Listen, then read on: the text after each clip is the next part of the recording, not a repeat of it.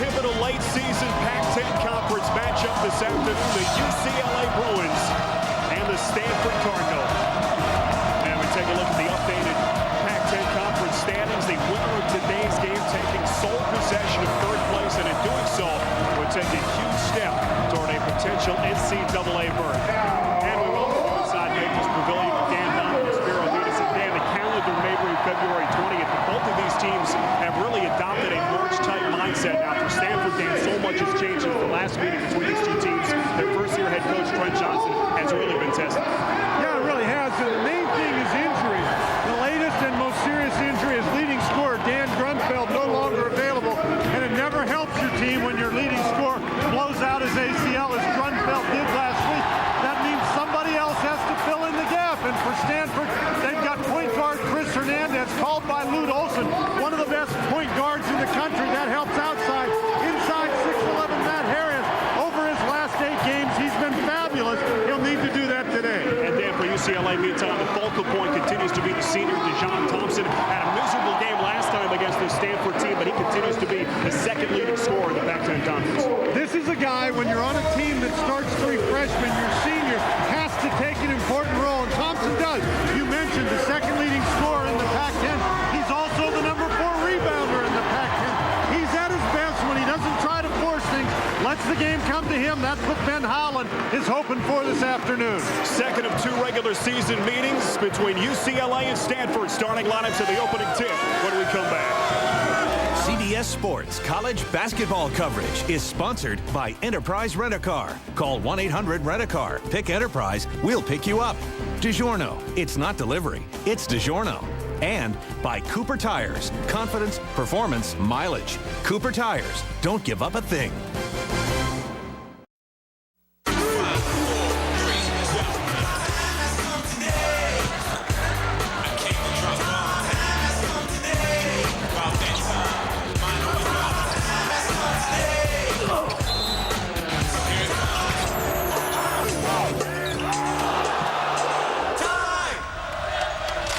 Who steps forward today? UCLA and Stanford back inside Maples Pavilion. A raucous atmosphere, better than 7,000 on hand.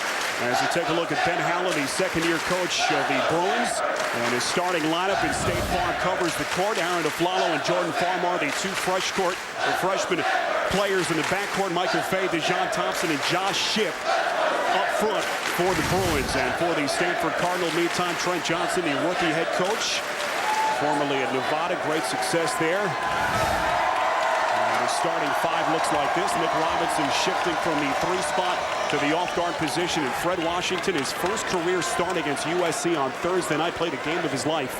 22 points, a career high for him. And the series history, at least in recent years, Dan, dominated by the Cardinals. They've won 5 straight games in the head-to-head matchup, but this is certainly the biggest game that these 2 teams have played so far this season, at least in conference play. Michael Fay, the 7-footer, to jump it up with Rob Little, and he tap controlled by Stanford and Chris Hernandez. UCLA starts in the man-to-man. There's Hernandez, rattles it home. Hernandez, a dismal performance in that last meeting in Westwood against UCLA. Had the flu, was in foul trouble, scored just 4 points. The quickness of Farmar may give Hernandez some problems. He's got to be careful about the fouls as Stanford opens in the man-to-man as well, because Stanford simply doesn't have anybody to put in the game for him. Both of these teams winners on Thursday night. Shot clock down to 11 seconds. Farmar again guarded tightly by Hernandez. Oflalo, a long 3-pointer. Ball knocked around. A whistle stops play, and a foul called on UCLA. Looks like that foul call is going to be against Josh Shipp. Excellent defensive job by Stanford that time. UCLA really wants to look to get the ball inside. They don't get a lot of scoring in there from center Michael Fay, but they feel as if he has to touch the ball. Hernandez, and that ability to break down a defense, finding Matt Harris. And Harris is a guy whose role with this team really has taken on a greater significance. Over the last 8 games, Harris has averaged almost 17 points and 11 rebounds per game. Hernandez hands off to Rob Little. A couple of big 5 men banging bodies today, and Little and Michael Fay. And that one last touched by Stanford. Stanford tends to be very physical, very aggressive on the inside. UCLA worried about whether or not they can match that physical play. They go down low to Michael Fay. They're trying to make him more of a focal point with the offense. Fay, 11 shot attempts on Thursday for UCLA. That equaled his previous total for the 3 games prior to that. There's that high screen once again. Trent Johnson wanting to know where the foul call is. They double team Harris with Thompson and Fay.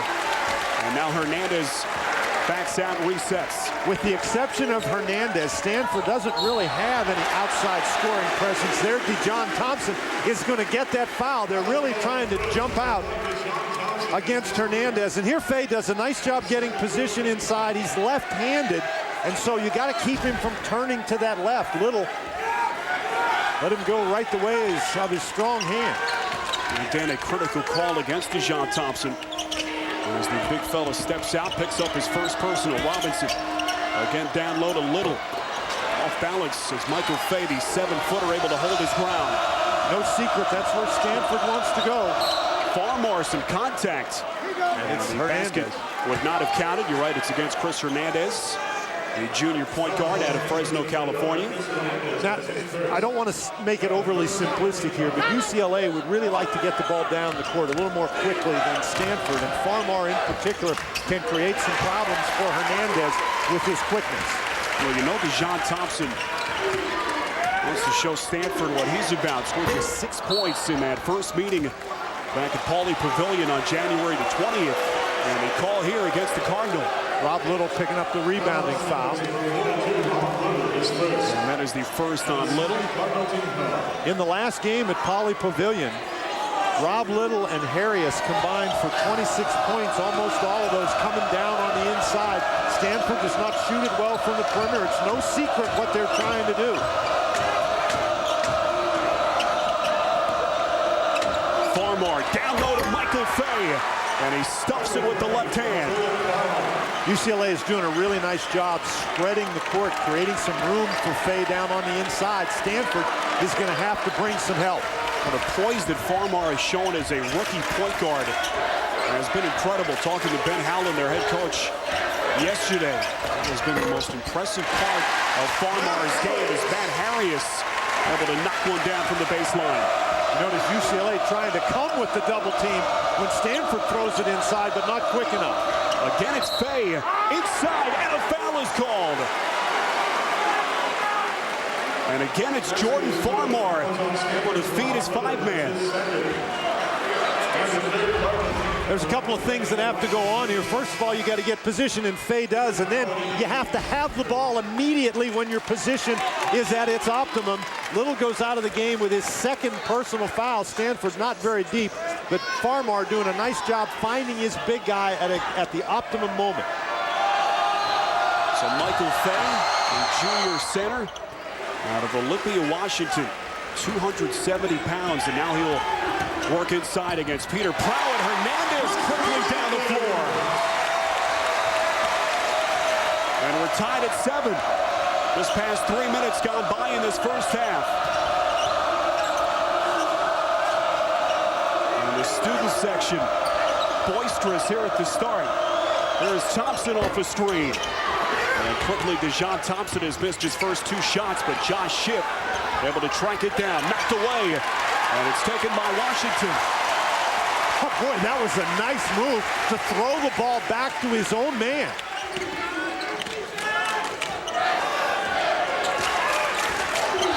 Early shooting numbers even. Robinson right back to his point guard, Hernandez. And some contact. And Farmar, it looked like, took the brunt of it. A shot to the face, trying to collect himself. That was a good job by Hernandez. We mentioned he's a point guard, not noted for his post-up game, but he certainly showed us a pretty good post-up game right there. The fake got Farmar off his feet. Notice Hernandez operating down on the inside, the fake, and then Hernandez is actually pushed into Farmar by Prowett. So Hernandez, at least in the early going, has been offensive-minded. You see his scoring numbers, and with the injury to Dan Grunfeld, who was their leading scorer, it is Chris Hernandez now as the playmaker, Dan, the leading scorer on the active roster. Grunfeld averaged almost 18 points a game, and he was the guy who could go get you the tough basket. And it remains to be seen exactly how Stanford is going to replace that ability to go get the tough goal. Well, they have recommitted themselves on the defensive end of the floor as they work here. Fay inside. He scored all 7 of UCLA's points in his opening half. Here's Washington. Distributes Prowett. Freshman had his shot partially blocked. Now Flalo in the open floor. Look at Thompson run the floor. But did you see Hernandez? Hernandez had a chance to maybe make a play, and he stepped back because he knows he can't get that second foul. So the Bruins retake a 1-point lead. Hernandez. And then shoots over Farmar.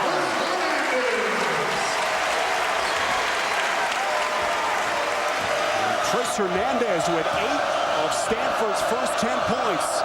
It's sort of Hernandez against Fay at the moment.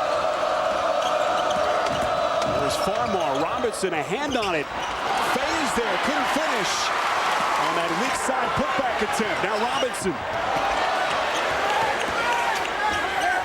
Robinson thought about a 3, still plenty of time on the shot clock. Harry is calling for it. Good ball denial by Dejon Thompson. Farmar able to knock it out. Oh, both teams active in the open floor. A transition opportunity for the senior Dejon Thompson. Timeout. A 1-point Stanford lead, under 15 left before halftime. And take a look at some of the stars so far. First 5 minutes, Stan. Michael Fay, the 7-footer. Ben Howland talking about working him more into the offense. A quick start for him. Well, UCLA has to have some inside presence, and Fay has been a great inside presence thus far, making 3 of 5 field goals, made his only free throw of the game, has a rebound already. He has done a great job working for position. And what he has done now is caused Stanford to reconsider what they're doing on defense. He's on the bench right now, but when he's in the game, is Stanford going to double team? And if Stanford double teams, then that leaves folks open out on the perimeter. And the first substitutions of the day for Ben Howland and the Bruins. Brian Morrison, their senior guard. And North Carolina transfer into the game. And Ryan Hollins, a 7-footer. Off the bench, a junior, replaces Michael Fay. Harris has talked about expanding his range a little bit more. Well, I think he needs to be careful about that. That's only the 5th three-point attempt of his career, and he's a junior. Has only made 1 previously. Pete Prowett, the freshman center, still into the game. And Brian Morrison, last meeting back on January 20th against Stanford, Dan, instant offense off the bench. Morrison is a guy who, whatever he does, whether it's good or bad, he's never boring. He comes in, there's an awful lot of energy there. Hernandez has been hot here at the start. Flalo, the freshman guard, able to track it down. Thus far, UCLA doing a great job on the defensive board. Stanford, no offensive rebounds in the game. So Farmar goes to the bench, and now Flalo assumes the point guard responsibilities. Here is Shipp, able to twist inside, and Josh Shipp a chance at a 3rd point. Thus far, we're seeing UCLA on the offensive end take great advantage of some mismatches. This is a good screen that gets Shipp open, and Shipp just does a nice job recognizing that Robinson is trapped behind him, spinning toward the lane and scoring the bucket. The foul called on the 50-year senior Nick Robinson. And so Josh Shipp, the 3rd freshman starter for Ben Howland. What a job he has done as he continues to play with a deep thigh bruise in his right leg, suffered in practice recently. And the free throw from Shipp makes it a 4-point UCLA advantage. Jason Haas into the game first time today for Stanford. Harris double team. Hernandez, cross-court Washington, poked away by Shipp. That's a nice job by UCLA. They got the double team and then reacted back. And junior Haas, tough pass for Hernandez to handle. Shot clock down to 5 seconds.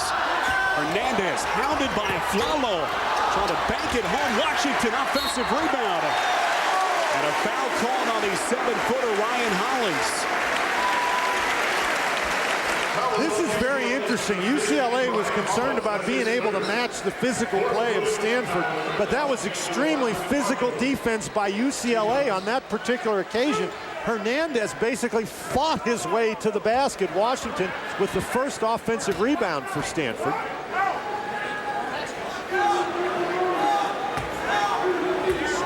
Well, Fred Washington, the man who replaced Dan Grunfeld in the starting lineup for Trent Johnson, the rookie Stanford head coach, making just his second collegiate start here this afternoon. And Dan, what a job he did the other night. 22 points and 7 rebounds, career highs in both categories. And those compare very favorably with the numbers that Dan Grunfeld was averaging on the year. And Trent, there's Dan Grunfeld. That right ACL out for the season. But Trent Johnson will take those kind of numbers from Fred Washington every single night. And Jordan Farmar checks back into the game. The UCLA freshman point guard joins Thompson, Michael Fay, Morrison, and Josh Shipp. And Stanford drops back into a 2-3 zone. Well, they leave Thompson open. They'll make you pay for it usually. Too strong with that offering. Thompson hasn't made his shots, but he hasn't forced any of the shots thus far in the game. It's a guy who scored 22 or more points in 6 of his last 7 games, so he's very capable offensively. Averaging a shade under 19 a game, the first Stanford turnover today. Now a chance of defense in the Stanford student section. Morrison, Michael Fay, and he is going to be called for a push-off underneath. Well, a reminder, get complete college basketball coverage at CBSSportsline.com. And a reminder, fantasy baseball now available for everyone from beginners to experts. Just click on fantasy baseball at CBSSportsline.com. Another foul on Michael Fay, his first personal. Keep in mind, Rob Little, the starting center for Stanford, on the bench after picking up 2 quick personals. Here's Robinson. Still trying to work himself into the offense against the taller Dijon Thompson. And he gets the friendly roll. Stanford drops back into the zone the last couple of possessions. They're zone after they make it, and man-to-man when they miss. Game tied at 14. Morrison will leave him wide open inside. Harry is daring Brian to shoot. Here is Haas, hands to Hernandez inside.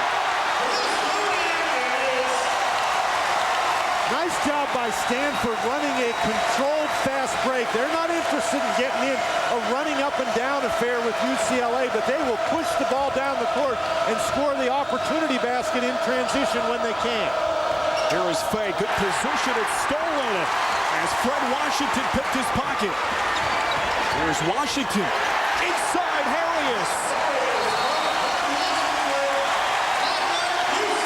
An 8-0 Stanford run, and Ben Howland burns a timeout.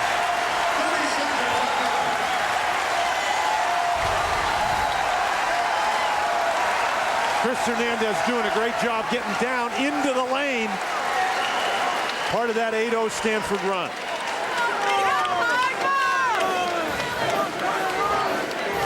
Well, Stanford and UCLA, second of 2 regular season meetings, a break in the action. It's a chance to go back to the 95 NCAA championship between UCLA and defending champion Arkansas. Now, after straining his wrist in that semifinal, point guard Tyus said he left, but Cameron Daladan, as you recall, filled in admirably both ends of the floor. Senior Ed O'Bannon and, of course, the freshman Toby Bailey. A dynamic scoring duo as they win it. Jim Harrick, of course, the head coach at the time. And a where are they now bid 10 years later. Charles O'Bannon playing in Japan. Ed O'Bannon, a volunteer coach in Nevada. And Tyus Eddy has had himself a very nice career playing overseas. And Ben Howland trying to recapture that UCLA magic. It was interesting. At yesterday's practice, he told his guys that after their game on Thursday against Cal, Ben Howland received a call from Coach Wooden. And he told his guys, he said, you know, I want to tell you this because I think Coach Wooden knows something about basketball. And what John Wooden called Ben Howland to tell him is he thought UCLA played its best game of the season against Cal on Thursday because they shared the ball so well. So they're looking to share that ball and get easy baskets this afternoon. Well, Howland trying to make strides with his young group. And here is Hollins, the junior forward, back into the game. And he will have a chance at a three-point play. So it will be the junior Hollins to the free throw line. Harry is called for the foul. Back inside Maples Pavilion, Spiro Ditas, Dan Bonner, our entire CBS crew. A 2-point Stanford lead, and Dan, already 8 lead changes in this game. And for Stanford, 50% shooting. Their offense very efficient at the start. And for UCLA, Dan, the bulk of their damage coming inside. 6 of their 7 makes right at the rim. And that has to be a concern for Stanford because UCLA has continued to attack and attack and attack. And generally when you attack, you draw fouls. And Stanford, with only 8 scholarship players, simply can't afford to be in foul trouble. 3-point play completed by the junior Ryan Hollins as UCLA trims it to a 1-point Stanford lead now. Here's Hernandez right to Harris. Picked up by Thompson. They leave Robinson open. A straightaway 3. And the crowd wanting an offensive interference call. They don't get one. Well, that ball was definitely above the level of the rim, but it wasn't in the cylinder. Hollins, a 7-footer, going way up to get that one. Only 1 offensive rebound in the game for Stanford. UCLA doing a nice job limiting the Cardinal to only 1 shot opportunity.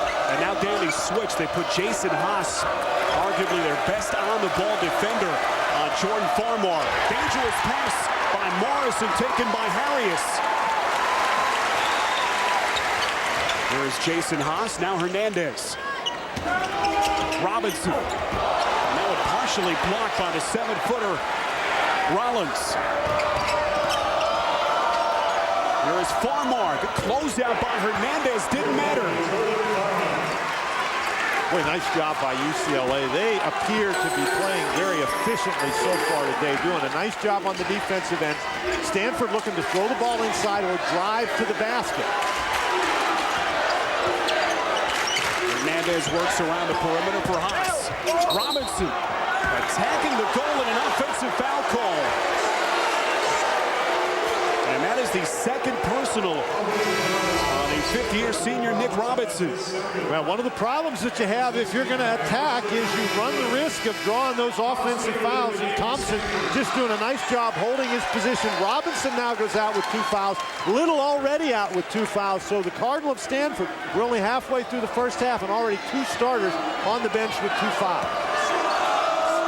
Josh Shipp, the freshman, back into the game for Ben Howland and UCLA. Stanford back to the zone. Haas continues to guard Farmar, and it's a Flalo, a 3-pointer. A 9-0 Bruins run, their largest lead of the afternoon. And it's a run that has been built on the defensive play. They're really hawking Hernandez out on the perimeter, not giving him the opportunity to shoot the ball. Oh, Haas absolutely wide open. And he misses everything nearly. A Flalo. And Josh Shipp. Still plenty of time to work with, and the freshman resets the offense. And Shipp works against Haas. Good-looking spin move, some contact, no call. And the backside official, Dick Hartnell, wanting some help from his 2 colleagues, and they say last touch by UCLA.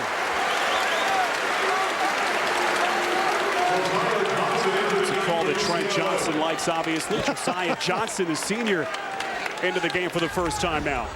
Well, Trent Johnson, that ball clearly goes off the foot of Hollins. It's good the officials get together to see that. Dick Hartnell underneath the basket didn't see it.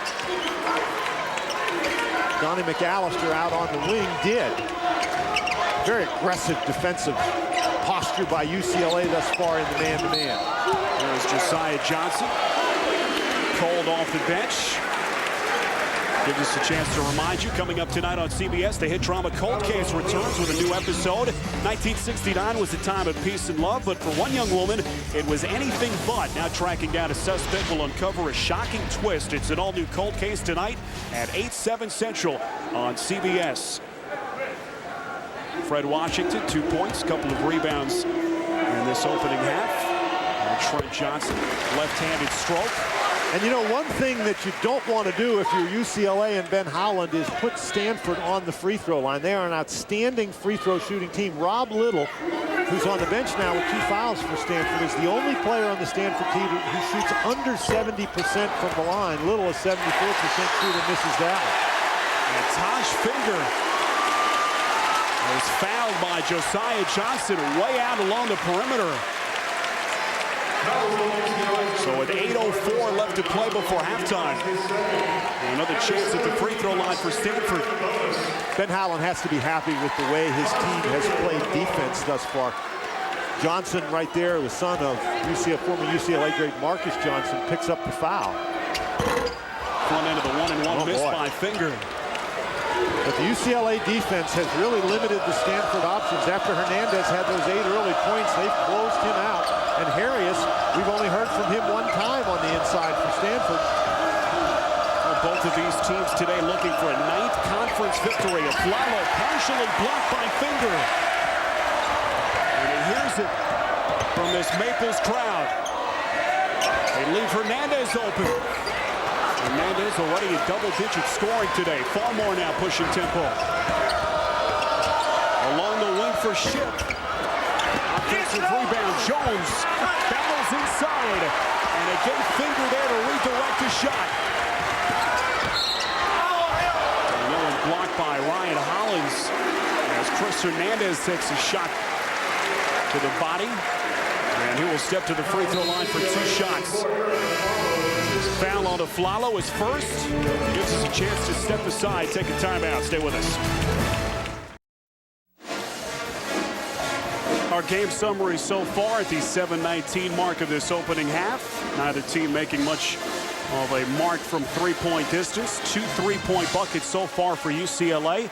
As we welcome you back to courtside, Spiro Ditas with Dan Bonner. And Dan, UCLA wanting to get their starting 5-man. Michael Fay started early. They did that, but he has kind of tailed off a little bit here in the last couple of minutes. Well, he's kind of tailed off, but UCLA has maintained what they're doing, and that is attacking inside, attacking off the drive, in addition to throw it inside the Fay. They have Stanford in foul trouble, which is critical. Robinson already on the bench with 2 fouls. Little on the bench with 2 fouls. Harris on the bench now taking a blow, but Stanford has only made 3 of their last 10 field goal attempts. The UCLA defense has been very good, and UCLA very efficient on offense. 9 field goals and 8 assists on those 9 field goals. So Trent Johnson can't be happy with the ease with some of these shots that UCLA is getting. And each of their guards with 3 assists apiece so far in this first half. So a young basketball team, Dan, so far unfazed.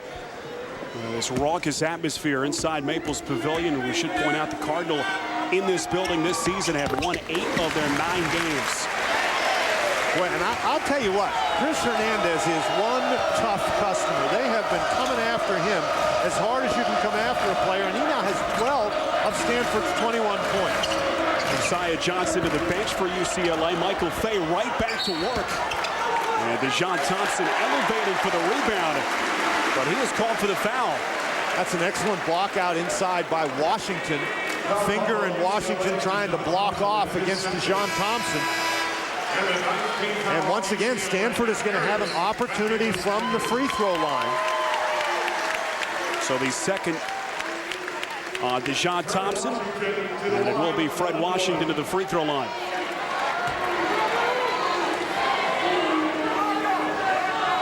So Stanford trying to chip away at a 2-point deficit. Washington 3 of 4 at the line today. The front end of the 1-and-1. Tomorrow on a new 2.5 Men, what's worse than Charlie's agonizing back pain? Explaining how he got it. It's the hit comedy 2.5 Men tomorrow at a special time, 9/8 Central on CBS. 7:04 left to play before halftime. We're at Maples Pavilion on the campus of Stanford University. 5 points for Fred Washington, all of which have come at the free throw line. tied at 23. Farmar, great recognition as Aflalo blocked inside by Finger, but a foul call. Aflalo, a big, strong kid. He may start at a guard position, but he is very effective down on the inside. Great jump stop there by Farmar. Didn't get the charge by being out of control. Got the jump stop, found Aflalo cutting to the basket. Nice play. Aaron Aflalo, the much heralded freshman out of Compton, California. And he has become more of a player with this offense for UCLA. Dan, 27 points over his previous 2 games entering play this afternoon. As he buries both at the free throw line, Brian Morrison will check back in. Jordan Farmar sits down. Aflalo is one of those guys, as you see Farmar sit down, but Aflalo is one of those guys. He's 6 feet 5, over 200 pounds, so he is a strong kid, can play inside. Now he's going to try to apply some man-to-man defensive pressure against Hernandez. Aflalo has filled up the stat sheet. 5 points, 3 assists, in addition to his 4 rebounds. Here's Jason Haas, picked up by Aflalo on a switch. So the Bruins in their 2-3 zone defense. Hernandez buries it through the corner. You know, you just have to be closer to Hernandez in that he is the only guy out there who's capable of shooting threes. That's his 2nd on the afternoon. A game-high 15 for Hernandez. Fay. Tough defense by Harris, and here come the Cardinals. Well, Hernandez thought about it. He is feeling it right now. Haas. As we hit the 6-minute mark, Harris. Tough shot. Off balance, Aflalo trying to save it, stepped out along the baseline. Give some credit there to Fred Washington. That's not a stat that's going to show up anywhere for Washington, but it was his hustle that caused that off-balance kind of play by Aflalo. So we mentioned Washington, after those 22 points the other night, has 5 already today. So Stanford retakes the 1-point lead. UCLA has gone cold. They've missed their last 6 shot attempts. Arias poked away from behind by Farmar. Able to regain possession. Hernandez in flat-footed 3. You know, you're going to have to guard him from out there. And Ben Howland just called a timeout, and he's going to tell his guys that. Brian Morrison, the last 2 possessions, just not close enough to Hernandez. Hernandez, the 9th leading scorer in the Pac-10, caps an 11-2 Stanford run. Timeout. Stanford has built a 4-point advantage, and Dan, an intriguing point guard matchup today so far. The junior Chris Hernandez has taken Farmar to school. Well, we talked before the game about how without Grunfeld, Hernandez was going to have to elevate his game, and he's done it. He's made a couple of threes. He's driven to the basket. He's gotten to the free throw line. This kid has 18 of Stanford's 29 points, and he basically has been responsible for this 11-2 run. He scored, the 11-2 run. He has scored 8 of the 11 points. What a game he's having. I mean, we've still got almost 6 minutes to play in the half, and he's got 18 points. Well, Hernandez already surpassing his season average of 14 points. 3 of 6 from 3-point distance. Chance of defense. Here is Thompson. This one has not been much of a factor offensively. Ridden out of bounds as UCLA turns it over. Boy, and that was a tough break. He had a lane to the basket, but just dribbled the ball off his hip.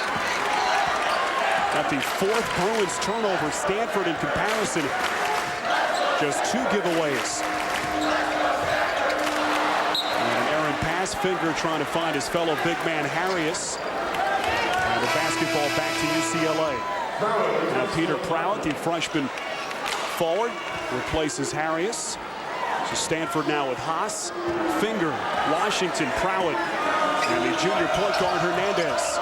With this lineup in the game for Stanford, you figure if you're UCLA, you guard Hernandez very closely because there aren't any other offensive threats out there. The defense, though, man-to-man by Stanford has been very strong. Here is Thompson. Put Finger on him, one-on-one.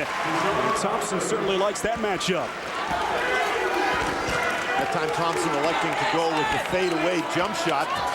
Nice dribble move to get himself open. Well, Thompson, Dan, just 4 points over the first 15-plus minutes. A 2-point basketball game as this first half winds down. And we look look at the comparison, Hernandez with the rest of the Stanford bunch. And Jason Haas loses the handle out of bounds that time.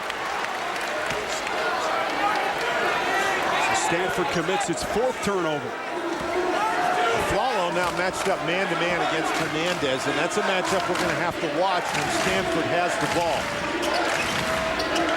And the takeaway by Washington, a 2-on-1. Haas blows the layup. Here's a Flalo poked away. Thompson has it. A dangerous pass intercepted by Hernandez. Hernandez pinned against the glass. And a goaltending call.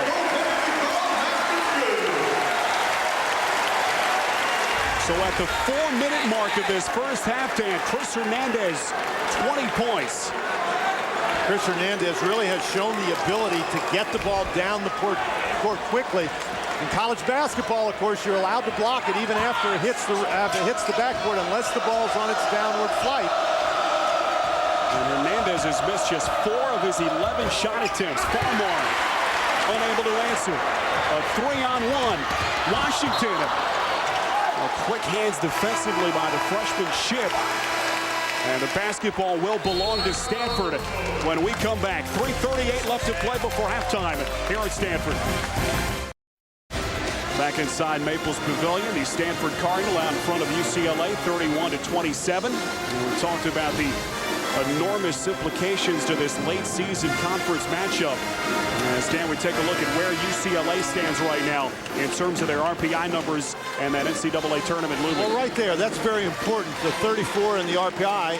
Here, however, is a problem. Only 1 win against a top 50 team, and Stanford, on the other hand, they currently sit in 3rd place in the Pac-10, and for the last 16 years, the 3rd place team in the Pac-10 has gotten in. Stanford's difficulty, their RPI not really good right at the moment, 43, but they've won 8 of their last 10 games, so they are on a hot streak, and there's Haas.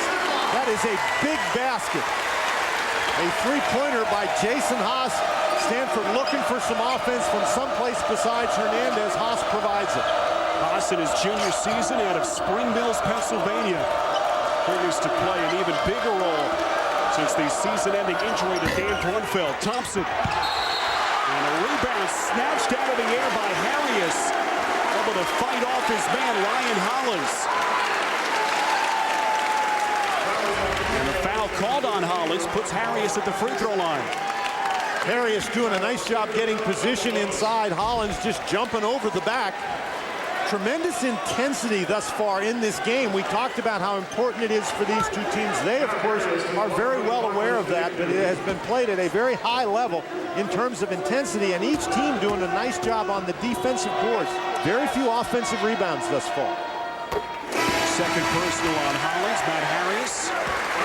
The majority of his damage at the free throw line. Michael Fay now back into the game. Scored the first 7 points for UCLA, but he has been held scoreless since then. Missed his last 4 shots after making his first 3. Second free throw from Harris falls through. And so the junior from Page, Arizona. And what you're seeing Trent Johnson do is he's playing Harris on the offensive end, trying to get him out on the defensive end. Harris has 1 personal foul, but Stanford can ill afford to have him sit down with 2 fouls as well. Well, a back and forth opening half so far. Stanford now with its largest lead at 35-27. Finger, a hand on it. Thompson able to track it down. 15 to shoot. Fred Washington bailing the Bruins out as he is called for his first personal about 40 feet away from the basket. Washington, however, in this game, and Trent Johnson, he never looks very happy about anything. Harris now comes back in because they're going to be going down on offense, but Fred Washington has 4 steals thus far in the game, and that's helped the Stanford defense. He was looking for a steal then and just missed the opportunity. Los Angeles native, the freshman Josh Ship, knocks down the front end of the 1-and-1. A reminder coming up at Singular at the half. You can join Greg Gumbel and Seth Davis for all the latest scores and highlights. It's all coming up momentarily on Singular at the half. Second free throw from Ship. And he brings UCLA down to within 6 as Jordan Farmar back into the game, the freshman. Joins Brian Morrison, Dejon Thompson, Michael Fay. And the aforementioned shift. Here is Hernandez now. The freedom he has had with this offense has really grown during the course of the season as he misfires. And that one last touched by Stanford. Talking to Trent Johnson yesterday, he says that a lot of times he'll call a play, and if Chris Hernandez doesn't like it, he has the freedom to just go ahead and change that play to his comfort level. And that says a great deal about the confidence that his coach has in Chris Hernandez. Hernandez so far has been the catalyst as a scorer. 20 points so far for Stanford. Fay able to collect himself at a traveling call. Where UCLA had success early with Fay was getting him the ball where all he had to do was catch it and shoot it. That time he has to make a move out from the wing, and you don't want your big guy dribbling the ball that far into traffic. Disaster is usually the result. Ben Howland looking on, the second-year head coach of UCLA. Ball knocked out of bounds. Last touch by the Bruins. Nice defensive play by Dejon Thompson right there. Ben Howland knows his team came very close to getting a turnover, almost a charge or a walking violation against Harris. Here is Hernandez. So Morrison now on the switch, guarding Hernandez. Harris off balance. They tip in by finger, no good. And Washington there to clean things up. Just out-muscled the Bruins. Just went up there, grabbed the ball away. Well, Fred Washington grew up not too far from UCLA in Los Angeles. And here is Washington on the open floor.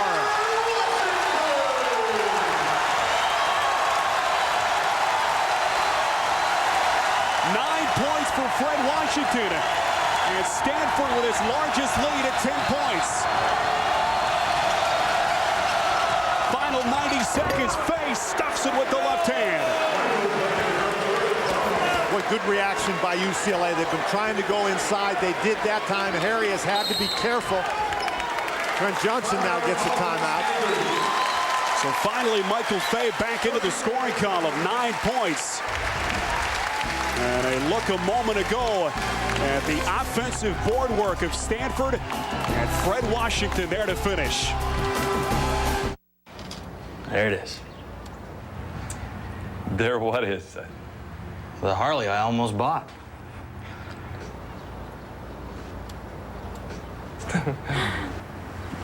I love that color. Is that Black? Black. It's black. That almost looks great. Well, I can almost hear that big V twin. Almost won't get you there.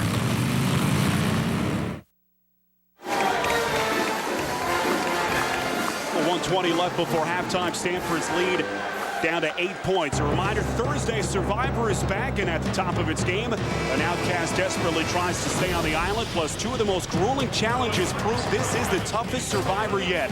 Don't miss a minute of an all-new Survivor Thursday night at 8/7 Central on CBS. Chris Hernandez, we told you about his miserable outing last time out. Back in Westwood, January 20th against UCLA, suffering from the flu last night. Just 4 points. And he is at the other end of the spectrum tonight. They had 20 points, and we're still in the first half. Hernandez looking for more. He banks it home. And he has done it every way you can do it. He makes that three, so you got to get close to him, then he drives by. That a spectacular shot right there. Well, Hernandez, as we mentioned, the 9th leading scorer in the Pac-10 Conference. Final 47 seconds before halftime. Aflalo off the front rim, and Farmar tracks it down. That's a break for UCLA. Aflalo really forced that shot. There's Farmar. They ride Haas off a screen, a three. And Farmar yet to find his range from the outside. Shot clock is off. Stanford's going to try to hold it for the last shot, presumably.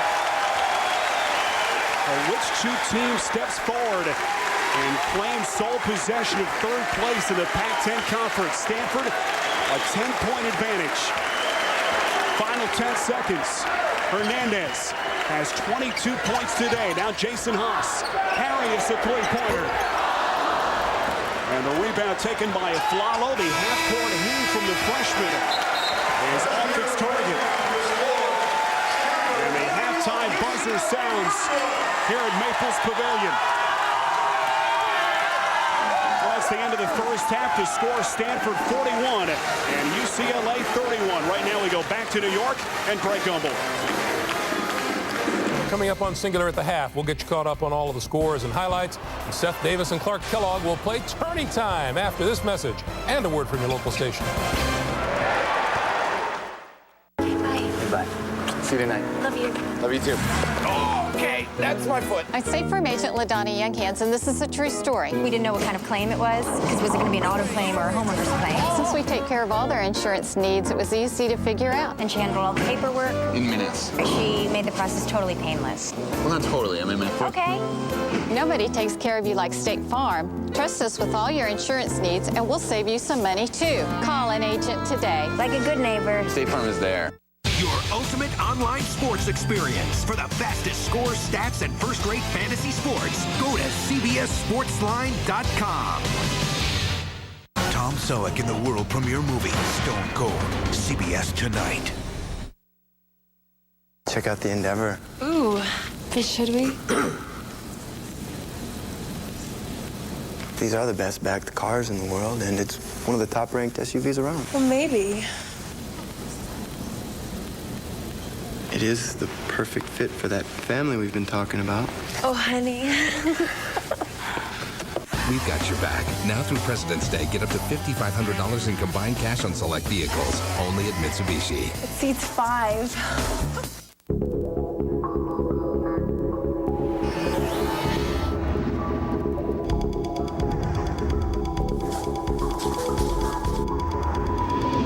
No matter what the sport, anytime athletes sweat, they lose more than just water.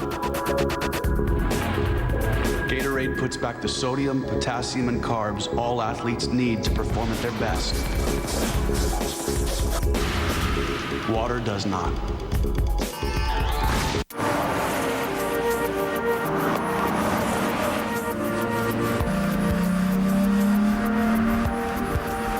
"20-inch alloy wheels, intelligent all-wheel drive, bird view DVD navigation, a rear view monitor. No matter how you equip the Infiniti FX, it's impossible to ignore the FX from Infiniti." One man's winning secrets to playing video poker, Monday at 11. A tradition of courage. A tradition of character, a tradition of champions. Year after year, the student athletes of the Pacific 10 Conference display excellence, not only in the arena of competition, they go on to excel in the arena of life. 10 distinguished institutions with opportunities for higher learning as vast as the Pacific itself. Be a part of a great tradition. The Pacific 10 Conference, the Conference of Champions. Catch every game of the first 3 rounds in their entirety with Mega March Madness as DirecTV supplements CBS's coverage of the NCAA Basketball Championship.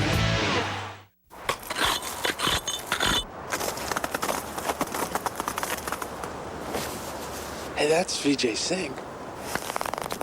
Yeah, he's practicing for the Greens on tour. They're pretty slick, you know.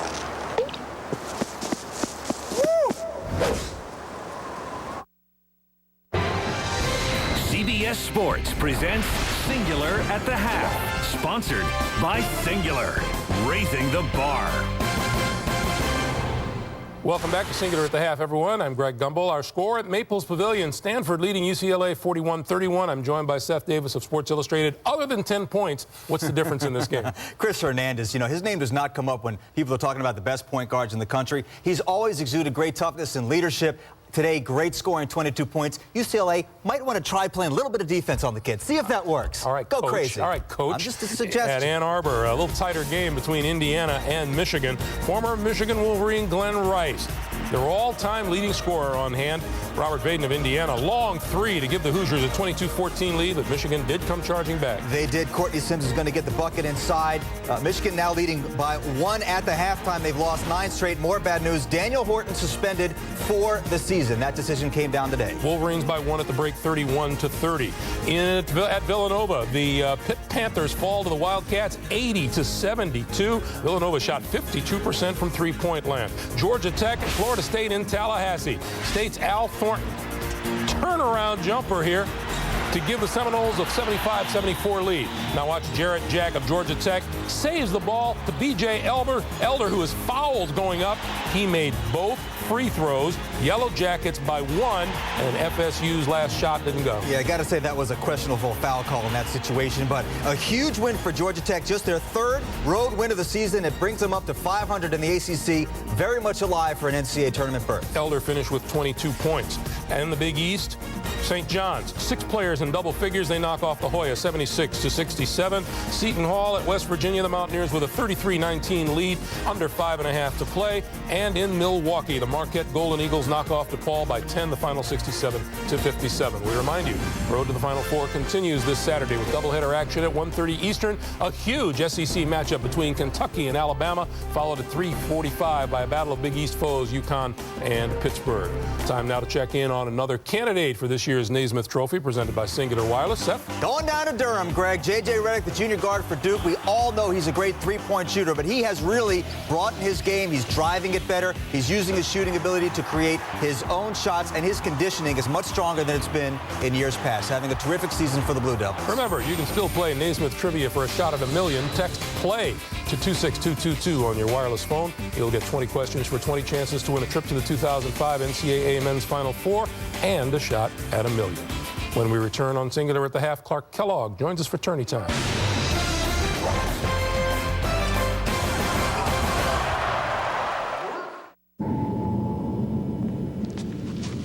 I need a car.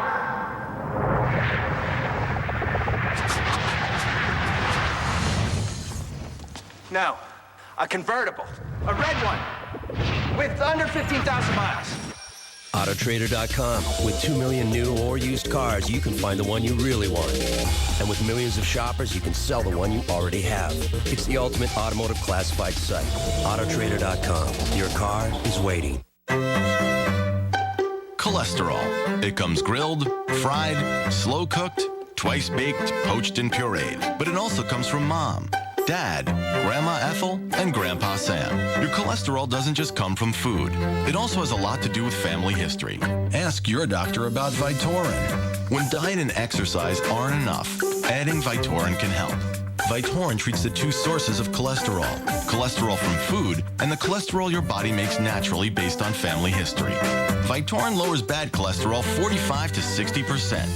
Vytorin is not for everyone, including people with liver problems, women who are nursing, pregnant, or may become pregnant. Unexplained muscle pain or weakness could be a sign of a rare but serious side effect. Vytorin may interact with other medicines or certain foods, increasing your risk of getting this serious side effect. Simple blood tests are needed to check for liver problems.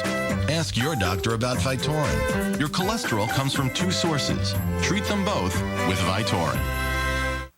For some, recovery is a long road. For men, they reach for Revitalizing Lotion Q10 because Q10 replenishes skin to feel healthy, firm, and fit, especially when you don't.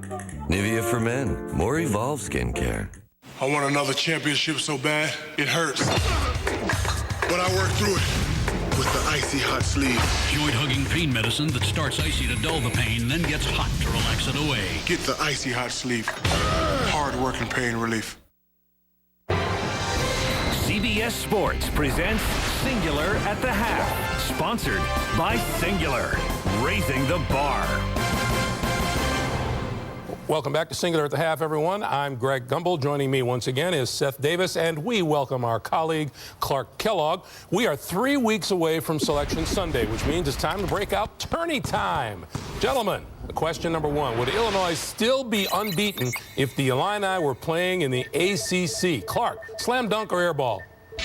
That is a slam dunk, partner, because for one, they beat Wisconsin and Michigan State on the road. There are no tougher venues in the ACC than what you have in East Lansing and certainly in Madison, Wisconsin. And also, this Illinois team is balanced, but more importantly, they relish playing on the road, and they've got the mindset to beat anybody, anytime, anywhere. Well, I'm going to say air ball. Unfortunately, the Big Ten also has Penn State, Northwestern, Purdue, Michigan right on down the line. In the ACC, Clark, you can't have a night off. Illinois has had bad games at certain times, but it's not just about the top teams in the ACC. You got to win at Virginia Tech, at Clemson, at Miami. They would not be undefeated in that conference. If they win at Wisconsin and Michigan State, they can beat anybody in the ACC. You can on flip their on home a switch against Michigan. You can't do that at Virginia Tech, Clark. All right, guys. All right, we'll agree to disagree.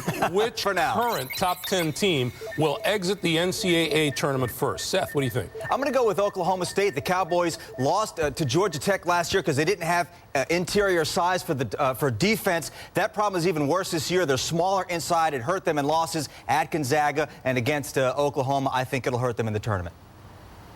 I'm torn between Kentucky and Syracuse. Syracuse lacks a third scorer to help out Hakeem Ward and Jerry McNamara, but Kentucky is ranked higher. I think their inability to score consistently in the half court, despite being able to score big against Mississippi State last night, I think that'll be a problem, so I'm going to go with Kentucky. All right, guys. Now, will Georgia Tech be the first team since Syracuse back in 1997 to play for the championship one year and miss the NCAA tournament the next? Clark, are the Yellow Jackets in or out? No.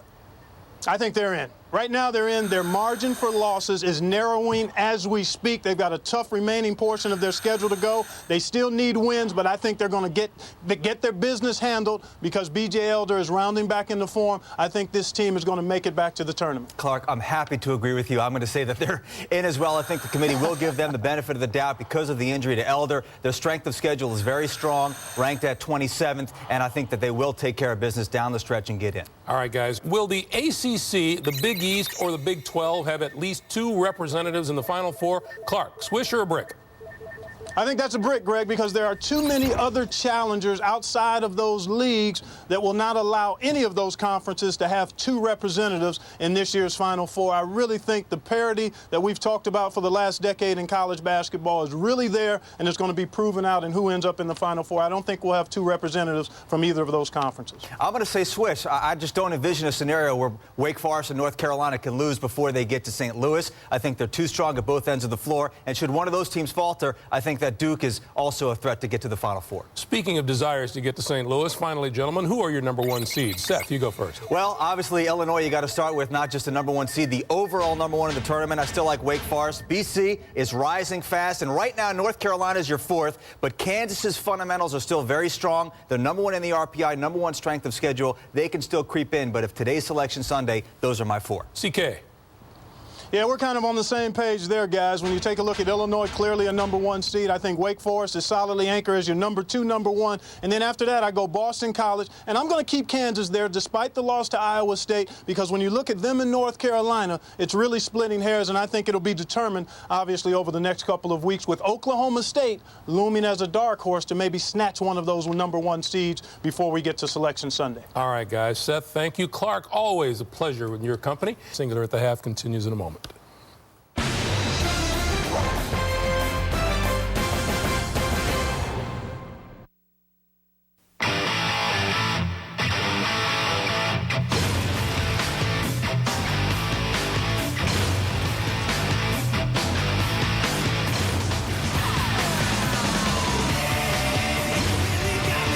Silverado Heavy Duty, with the available Duramax diesel and Allison transmission, has more torque than Ford Super Duty. That's why Silverado's the right truck, the official truck of an American revolution. I'm looking for a job as an auto technician. I can fix cars. It's like a work of art to me. It's almost like a person. It's like giving a car a new heart, you know? You put a new engine in and you know it's going to be great. I went to school for diagnostics. I got my certification. You can find me on Monster. I can only take it day by day. I swear, if you think that I'm going to do this for the rest of my life, it's too much pressure. Every day, I make the decision to wake up and put on the patch and just think about it for the day. And I've done it for 10 days in a row. A tradition unlike any other. The Masters on CBS.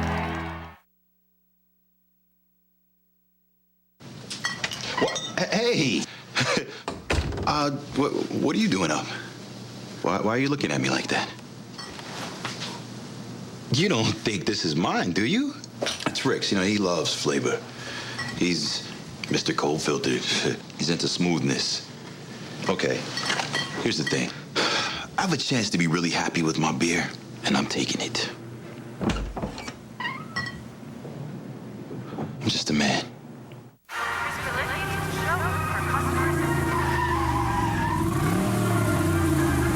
Ever wonder what the most powerful man in the free world would do on his day off? What's he saying?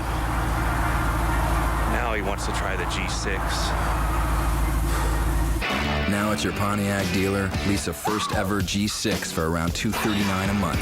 Residency restrictions apply. Call for details. See your Southern California Pontiac dealer. Bad weather on the horizon? Stay ahead of the storm with CBS 2. CBS Sports college basketball coverage is sponsored by Autotrader.com. You can sell your car fast on the ultimate automotive classified site. Capital One, what's in your wallet? And by Coca-Cola, make it real. Let's roll it again. Yeah, yeah, yeah. Give a rush. All right. Give a rush.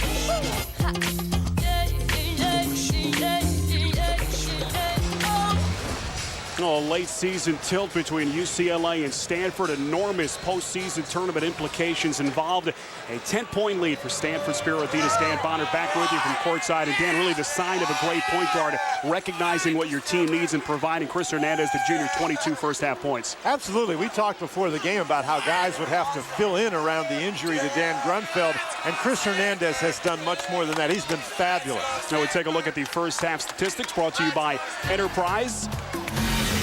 The shooting numbers, both teams tailing off after that quick start. And again, Hernandez, the catalyst. Stanford then shooting at a 45% clip. And no surprise, the Cardinal riding their size advantage, those second chance points. Wow, but they didn't have any offensive rebounds until the last 7 minutes of the half. The steals big. Washington was 5 of them. And Chris Hernandez with those 22 points.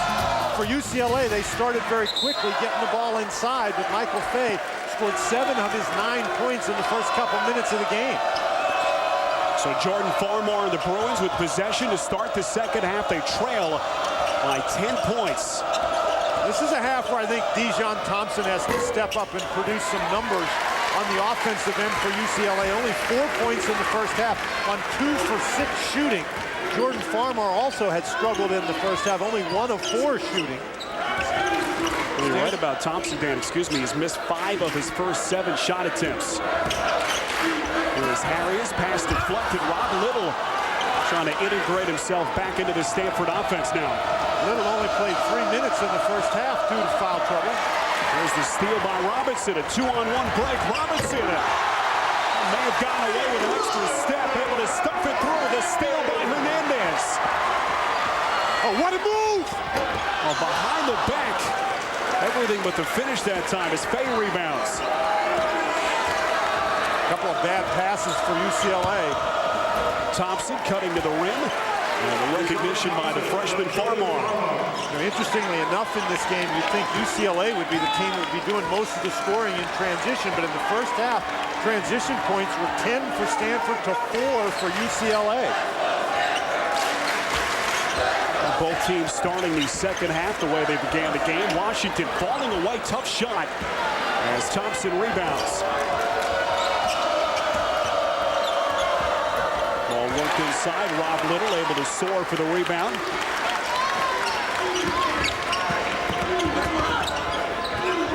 Now Hernandez works against shifted closeout. Double team there. And Aaron Aflalo able to clean the glass. Stanford a little bit shaky on the offensive end here early in the second half, but UCLA hadn't been able to take advantage. Well, Stanford has won the last 5 meetings between these two teams. They won 8 of 9 games overall here at Maples Pavilion this season. And this crowd, as expected, has been a factor today. Aflalo, shot clock down to single digits. Aflalo now recognizing finally a flat-footed 3. A very stagnant half-court sequence. Not good movement, and again, we said Stanford, they have not shot the ball well early in the second half. UCLA may be missing an opportunity. Stanford winning the first meeting between these two teams back on January the 20th, as we told you, back in Westwood, 75-64. And the Cardinal Dan just 1 of 5 shooting here at the start of the second half. Here's Robinson running to follow around a screen. And the whistle against UCLA will put Nick Robinson at the free throw line. Stanford scored 10 of its points, 41 first half points from the free throw line. And the Cardinal, we mentioned, very good free throw shooters. Nice job by Robinson to get himself more involved by taking it to the basket. And Danny foul called on Michael Fay, the junior center for UCLA, his second personal. A reminder, with the conclusion of today's game, we'll select the Chevrolet Most Valuable Player of the ball game from each team. Chevrolet will make a contribution to each school's general scholarship fund, a tradition for 30 years. Robinson, the fifth-year senior, able to give Stanford now a 12-point advantage. The Cardinal 12 of 15 at the free throw line. Here is Farmar running Hernandez off the screen. Once again, excellent block out by Stanford. UCLA getting one opportunity and one opportunity only. The rebound certainly has been their strength on the season. Hernandez exploding baseline. And the offensive foul on Hernandez. One of the few mistakes Hernandez has made today. Dijon Thompson does a great job getting himself in position, sliding from behind areas, recognizing the play. Excellent defensive play by Dijon Thompson, and that is now Chris Hernandez's second personal foul.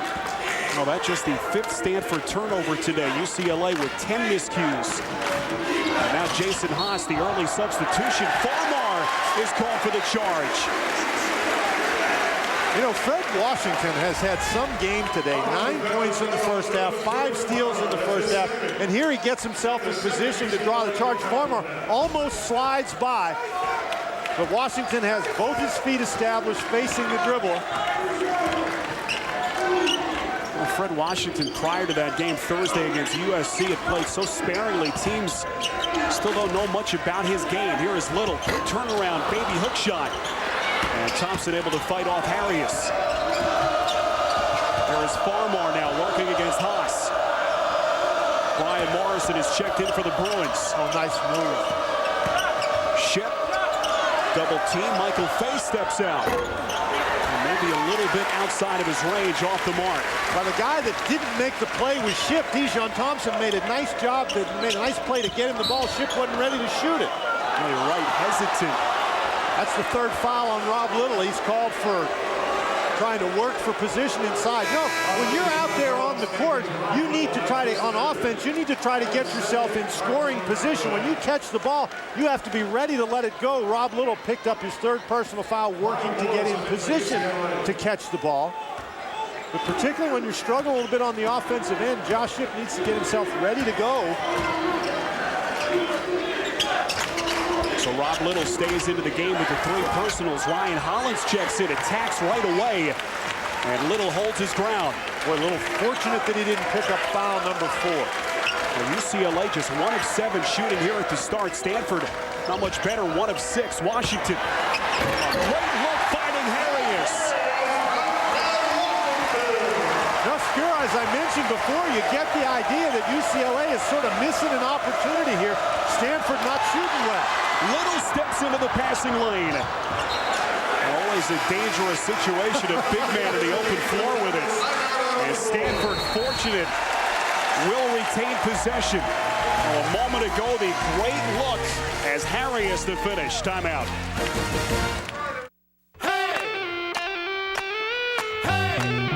Introducing the all-new Chevy Cobalt Coupe and Sedan.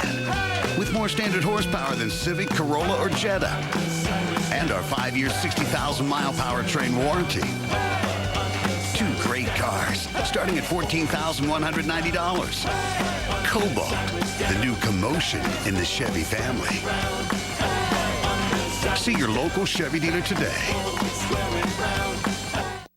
Hey, Chubbs, first day? Yeah. No. The answer's always no. You got that Quasimodo? Now, I'm a caller. Hi, can I redeem my credit card miles? No? That's right. Mix it up. Tic-tac, no. E-I-E-I, no. Marco! Paul, no. All right. Are we clear? Yeah. No. Hey, shouldn't they just call Capital One? Hey. Yeah. Go from no to no hassle with Capital One No Hassle Rewards. There are no blackout dates. Check your mailbox for details. What's in your wallet? Oh, I got a couple bucks. Bus pass. Not you. Now, watch that. I got him. I see him. Give me the ball, Pops. Come get it. I think that's a challenge. Are you serious? I won't even put my bag down. Oh, come on, man. Don't let that man shoot you. I got nothing. You don't got nothing.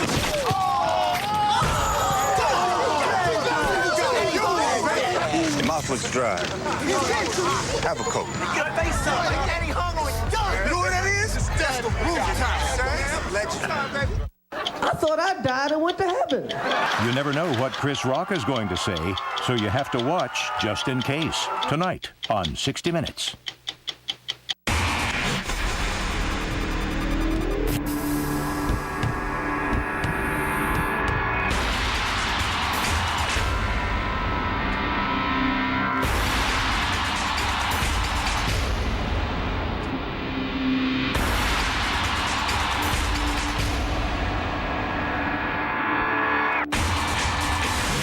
Enjoy the countdown to Selection Sunday with CBS Sports and Coca-Cola.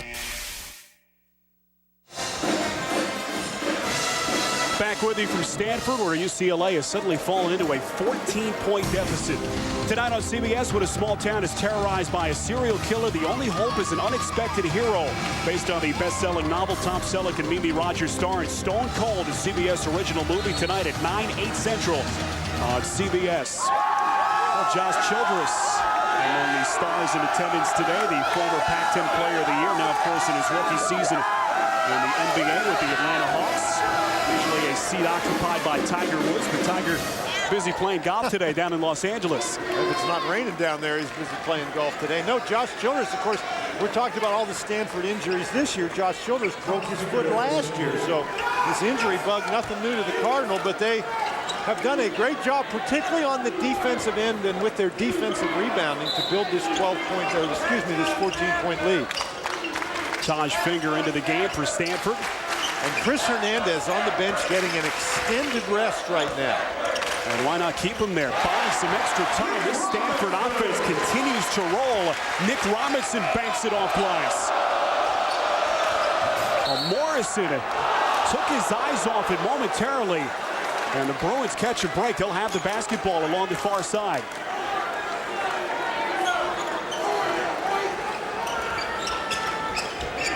So out of the timeout, UCLA with a Flalo, Ship, Morrison, Thompson, and Ryan Hollins, the junior. Well, you pointed it out during the break. Just two UCLA players, Dan, have hit for 2 field goals today. DeJon Thompson and Michael Fay, the center. The problem for the Bruins right at the moment is they have 12 field goals in the game and 12 turnovers as well. So Ben Howland knows that a winning formula is not having as many field goals as turnovers.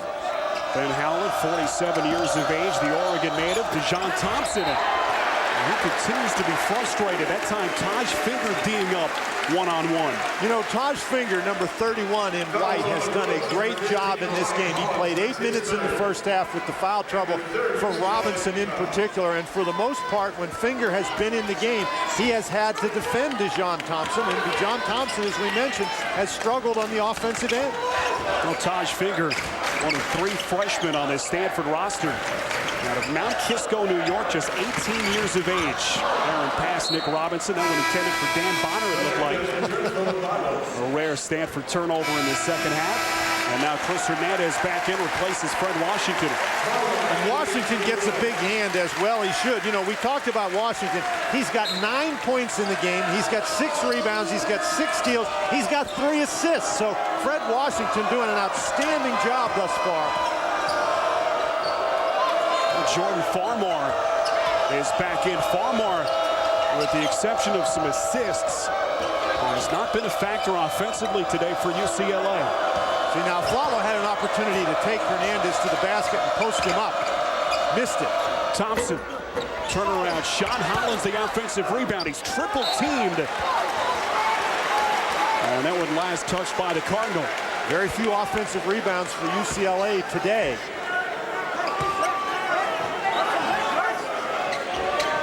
Ryan Hollins, a transfer out of St. Louis. Thompson again off target. And Ryan Hollins, the only man in the vicinity for the offensive rebound. Thompson off target, but there was Taj Finger with a hand right in his face. That was not an easy shot for Dijon Thompson. And UCLA running out of time, down by 16 points. Hernandez bumped and fouled. Hollins there on the help defense. This is Brian Morrison, the man who picks up the personal. This is a situation now for UCLA as you're looking at Hollins and now Brian Morrison. They have to dig in on the defensive end. Stanford's set defense has been outstanding, particularly in the second half. UCLA has to use its own defense to create some easier opportunity. And Dan, the Bruins now shooting 29% on the afternoon. Finger set up nicely by Hernandez. Harris is there to clean things up. Boy, Harris really has nice hands around the basket. And the Cardinal has now opened up the second half on a 10-2 spurt. Their largest lead of the afternoon, 51-33. Here from Stanford University, another look at the inside work of Harris.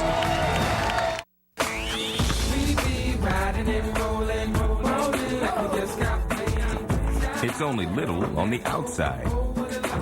Meet the surprisingly big Chevy Aveo with the surprisingly big 5-year, 60,000-mile powertrain warranty and a best-in-class 5-star frontal crash safety rating.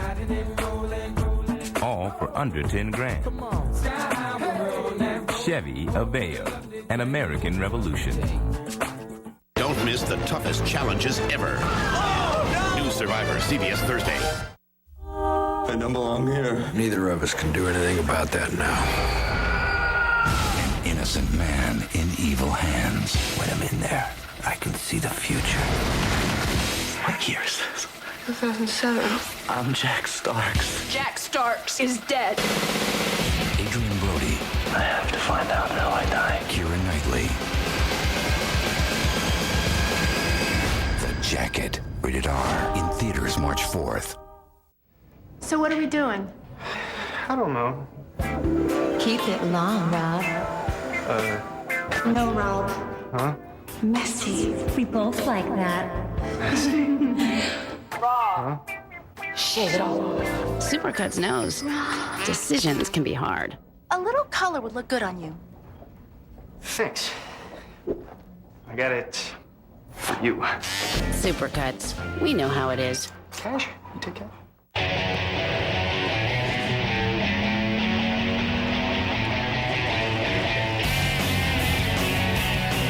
When two great things come together, that's the sweet spot. Introducing the most powerful mid-sized truck, period.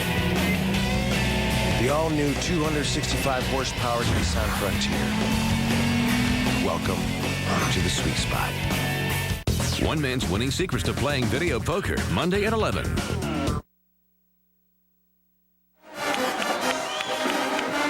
Back at Stanford, the Cardinals starting to flex its muscles, an 18-point lead. A reminder, don't miss a minute of March Madness. Access live video to all games outside of your viewing area, plus live tournament press conference highlights and more. And a reminder, next weekend, the doubleheader action for you on CBS. Number 3, Kentucky against 17th-ranked Alabama. And number 18, Connecticut taking on number 15, Pittsburgh, a Big East clash. And Dan, you'll be at the Alabama game, another great matchup to look forward to next weekend. Now, Spiro, before people start counting out UCLA, keep in mind that the Bruins, in 4 of their conference wins this year, have been down by double digits and yet have come back to win the game. This is a team that can score points quickly, and there's one guy who can get it for them. It's a long 2-point field goal for Dijon Thompson. Just 8 points for Dijon on the afternoon. The second leading scorer in the Pac-10 Conference this season. But the key here is going to be defensively for UCLA. They have to stop Stanford and get some easy opportunities themselves. Hernandez beating the defense. And a goaltending called on Thompson. Thompson. And that was a mistake because I did not think that ball was going in the basket. That was a tough pass and a tough play. Brian Morrison actually in pretty good defensive position. The goaltending call, those are Hernandez's first points of the second half, I believe. You're right, 24 points now for Hernandez. Junior out of Fresno, California, UCLA trying to inbound. And there's Taj Springer once again making life difficult for Dijon Thompson. This is what we were talking about. You can see that they have been down in excess of, well, 17 or more on 3 different occasions. Down 12 to Arizona State, and they have come back to win those games, so don't count the Bruins out just yet. And all of those comebacks, of course, in conference play. Thompson looking for back-to-back buckets. Here is Haas. And no rush now for Stanford. But there's no rush for UCLA either. They don't want to just settle for those long outside shots. They had great success early going inside. They need to establish that inside game once again. Whistle stops play. The foul called on Aaron Aflalo, his second personal. Stanford doing a great job moving without the ball on offense, and that moving the ball without the offense created that foul. Here is Harris muscling his way against the 7-foot Michael Fay. And Stanford's lead is 20. Here's Farmar against Haas leading in. And Norwood halfway down and popped out. That was a very, very difficult shot. UCLA, a nice job to get to the free throw line, but the intensity that you can see Stanford exerting on defense is very, very impressive. Farmar had to work much, much too hard to get that opportunity. Well, you wonder how long a young team with 3 freshman starters, Dan, can keep their poise down by double digits. A team that, of course, likes to hoist up the 3-pointers. And that's a good point, particularly in an atmosphere like this. But Stanford shooting 55% in the second half. UCLA needs to dig in on defense. Well, 5 of those makes for Stanford in this second half have come on layup attempts as they continue to attack this UCLA defense. Man-to-man for the Bruins. Haas feeds the post to Nick Robinson. A 50-year senior works. Right-handed baby hook shot. Nicely done. Robinson at 6'6", but I don't care how small or tall a guy is, you can't give him that much time inside. Well, knocked around, and his last touch by Thompson and the Bruins. Well, Robinson working inside in double digits now, 10 points as we step aside.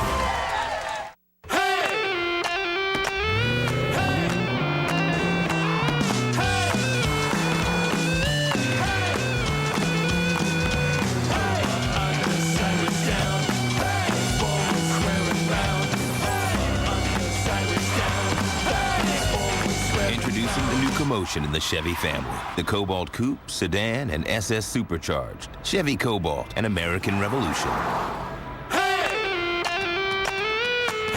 There's a place for us. Somewhere, a place for us. Peace and quiet. For those in the academic, medical, and cultural fields whose work serves the greater good, we serve you. TIAA CREF, Financial Services for the greater good. Earlier tonight, our Wakefield Wildcats lost by a field goal, 21-20. That means no playoffs this year. Well, let's lock it up.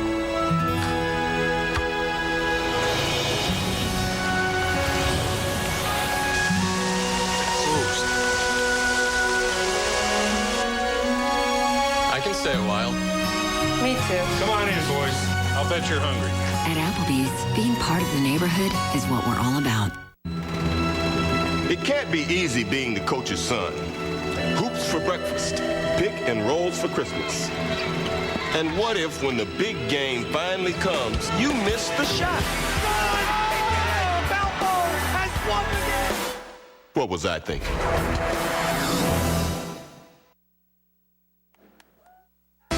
CBS Sports college basketball coverage is sponsored by Chevy, an American revolution, supercharged for 2005. Applebee's Neighborhood Grill and Bar, eating good in the neighborhood. Applebee's. And by TIAA CREF, financial services for the greater good.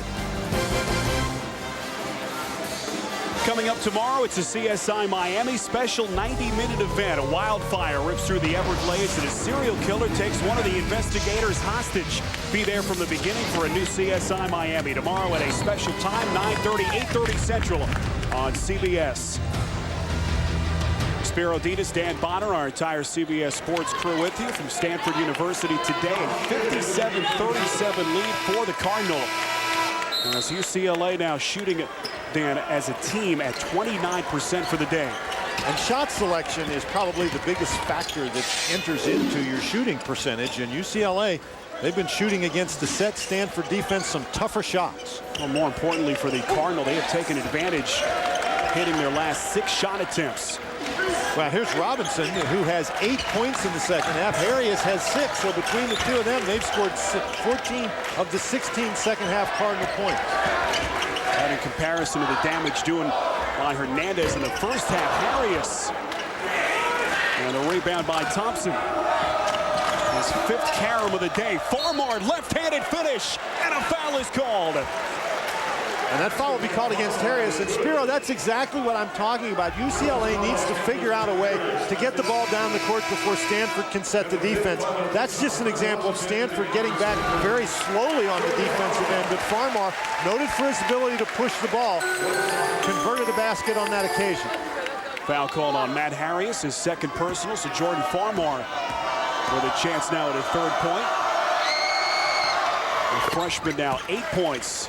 And 3 of 3 at the free throw line. But he has been outplayed in terms of the scoring numbers today by his counterpart, Chris Hernandez, the man with possession. The Bruins a perfect 10 of 10 at the free throw line. Here is Harris, double team, didn't matter, turns baseline. And Aflalo the rebound, dangerous pass is taken by Schipp. And we approach the midway mark of this second half. Don't need to be in a hurry if you're the Bruins. You got plenty of time left in the game. Schipp, an offensive foul. It was out of control. And Ben Howland yelling some words of instruction at his first-year player. Spiro, out of control is a good phrase, and I think it characterized that entire UCLA possession. They were really in a hurry to get the ball off the board. They almost threw the outlet pass away. The Bruins now with 14 turnovers. UCLA, they still have time to go inside. They don't have to force things. Ben Howland had a chance to watch him yesterday work out his team here at Stanford, Maples Pavilion. Very vocal during the workout. Trying to instruct his young freshman stars, 3 of them, of course, in the starting lineup. Rob Little back into the game for Stanford, hampered by the foul problems today. Shot clock down to 4 seconds. Hernandez at 3, knocks it down. That's going to drive you crazy if you're Ben Howland. You know, he's the one guy you got to find at the end of the clock. There is Farmar, too strong with it, and Hernandez a rebound. Washington stops him with the right hand.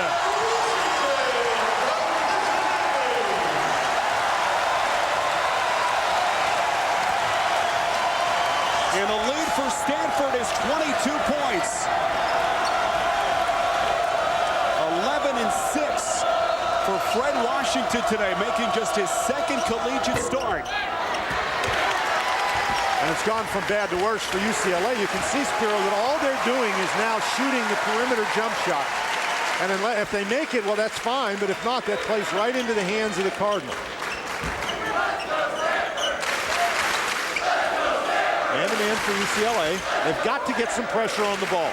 Again, Harris left open. A rainbow delivery.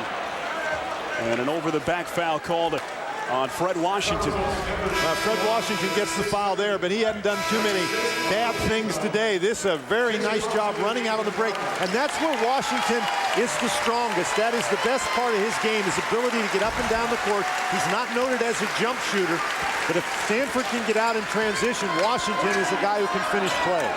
Dan, when you have a point guard as unselfish as Hernandez, makes you want to run the floor as a big man, as he rewards you more often than not. DeJon Thompson, a quick answer for the Bruins. And Thompson finally in double-digit scoring today, 10 points. But obviously in this situation, UCLA cannot afford to trade baskets with Stanford. You get a look at the numbers for Dijon Thompson. You have to give some credit to a solid defensive effort by Stanford against Thompson.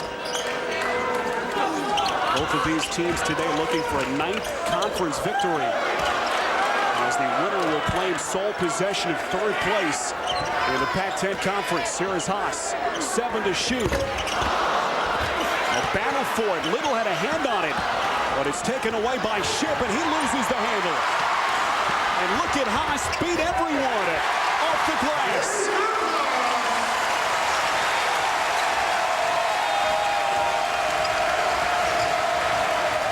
UCLA has just been a step slow all day long. Just tremendous effort by Stanford. Farmar again, and a foul is called. That's on Little, I think, and if it is, that's 4 on Little. So Jordan Farmar continues his ultra aggressiveness to the goal. As we take another look at the steal and finish by Jason Haas.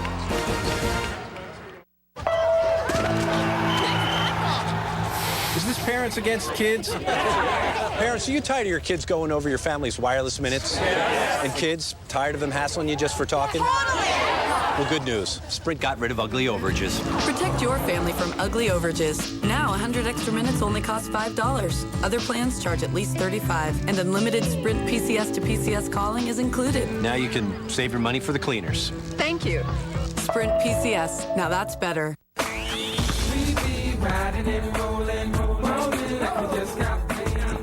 It's only little on the outside.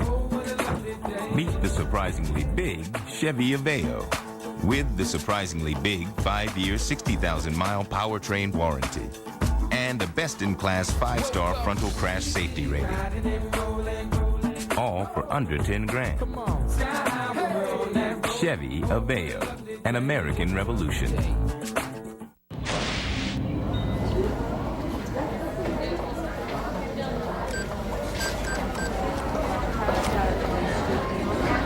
How's that feel? Feels great. The AQ Gunette, only at Foot Locker. To protect 5 cheerleaders who witnessed a murder, he's gonna need some backup. Back in my day, we brought it. This is my happy fight. Man of the House. Rated PG-13. Everywhere Friday.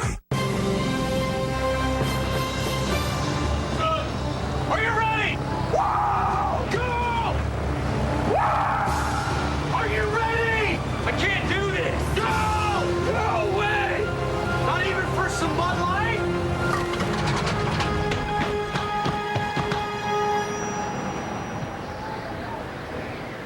Fresh, smooth, real Bud Light. See you, dude! Wait! It's all here. Here at Stanford, our game summary showing a major discrepancy in the field goal percentage. That certainly favors Stanford at this point as we welcome you back to courtside. Spiro Adidas with Dan Bonner. And Dan, we wondered before the game if the sophomore Fred Washington, if his performance the other night was an aberration Thursday. He has followed that up very nicely today. He sure has. When you're talking about Fred Washington, you have to understand this is a guy who prior to the other night averaged barely 10 minutes a game, had 22 the other night, and he has picked up right where he left off. He's got 11 points today, but his points don't begin to talk about his contribution. Got that last dunk right there, but he's got 7 rebounds, he's got 3 assists, he's got 6 steals. This guy has had a fabulous game. Not exactly going to make people forget about Dan Grunfeld, but Washington has certainly filled in nicely. So Jordan Farmar, the UCLA freshman, born in Los Angeles. One of the things that you saw on that game summary was that Stanford had 10 steals in the game. So the Stanford defense allowing them to get down the court on offense. 20 transition points for the Cardinal, only 13 for UCLA, or excuse me, only 7 for UCLA, so a 13-point differential. Their first look of the day at the freshman for UCLA, Lorenzo Mata. Did not play Thursday night with a bruised sternum. Hernandez off the back ring. And Dijon Thompson with his 6th rebound. All the Bruins now battling the clock. Here's Farmar. And the foul before the shot attempts. So the game clock stopped at 7:09 left to play. The foul called on Jason Haas, his third. The team foul on Stanford, a 1-and-1. Farmar continues to really try to force the ball inside. Nice job. Get that penetration, draw the foul. And UCLA still had missed from the free throw line. They're now 11 of 11 out there. Excuse me, 12 of 12. Farmar in the season, 77% at the free throw line. Farmar actually the grandson of former Major League Baseball star Eric Davis.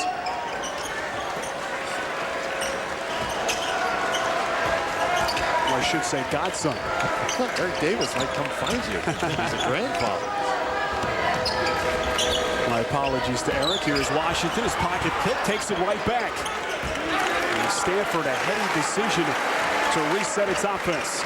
Stanford has seemingly been in control the entire game. Their intensity very good, but they haven't been in any hurry. Here's Hernandez. And an offensive foul. Michael Fay and Morrison able to establish the position. Mata there. That's actually Hernandez's second charging foul. 3 fouls overall. The 2 of those have come on the offensive end. So to reset the offense and lineups, Thompson, Ship, Mata, Morrison, and Farmar. Thompson a 3, way short. With a great hustle. Taken away, Thompson, and it will count. And I think the foul's on Hernandez. Don't go away yet, folks. Thompson misses this shot. You see Washington tries to block it and runs past him, doesn't block him out. And when Robinson can't control the ball, Thompson does a great job hustling to the basket. A 7-0 UCLA run now. That's 4 fouls on Chris Hernandez. And even though he has not scored at the pace he did in the first half, Hernandez is so important to the Stanford attack. So Dejon Thompson, the senior forward, with 13 points, and more importantly for the Bruins, they have trimmed the deficit now to just 14 points. Now don't forget, this is a UCLA team that was behind by 21 against Washington and came back to beat the Huskies. Here is Haas, drops off for Finger, some contact, no call. Here come the Bruins, Farmar. Trying to weave his way through. Thompson, an open look at a 3. Mata had a hand on it, but it's knocked away. Boy, that would have been a big shot for UCLA.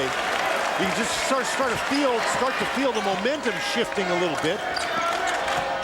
So Chris Hernandez on the bench for Stanford.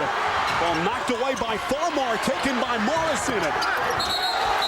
And blocked from behind, but a foul called on Harris. And it will be Brian Morrison to the charity line. For a large portion of the second half, we haven't seen UCLA really out there scrapping and fighting, but on that particular play, Morrison eventually comes up with it, but Farmar, Mata guys really getting after it. Foul on Matt Harris, his 3rd personal. A chance for Ben Howland and the Bruins to talk things over. Stay with us.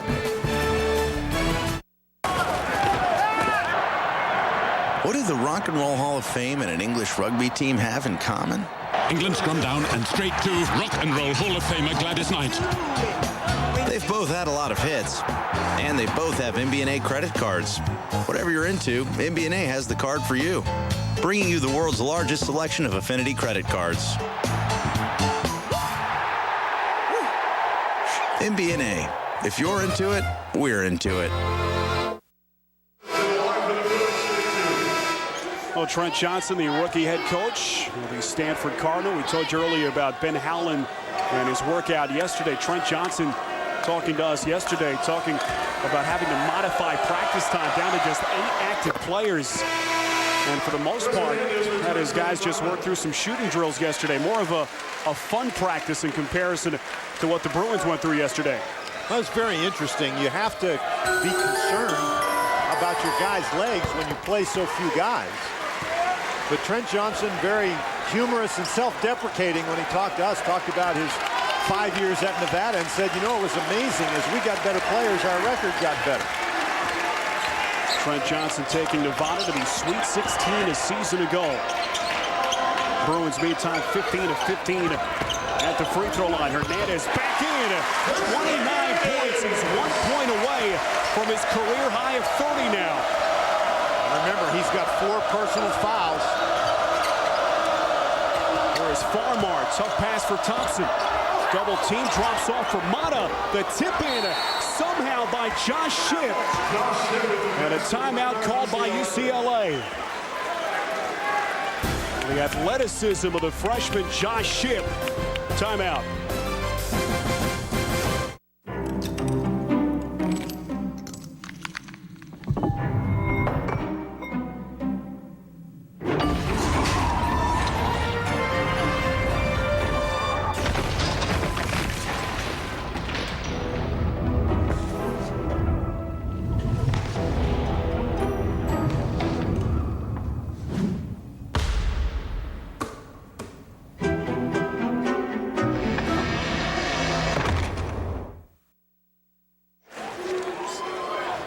UCLA trying to make a frantic push over the final 6 minutes of this ball game. A 12-point deficit now.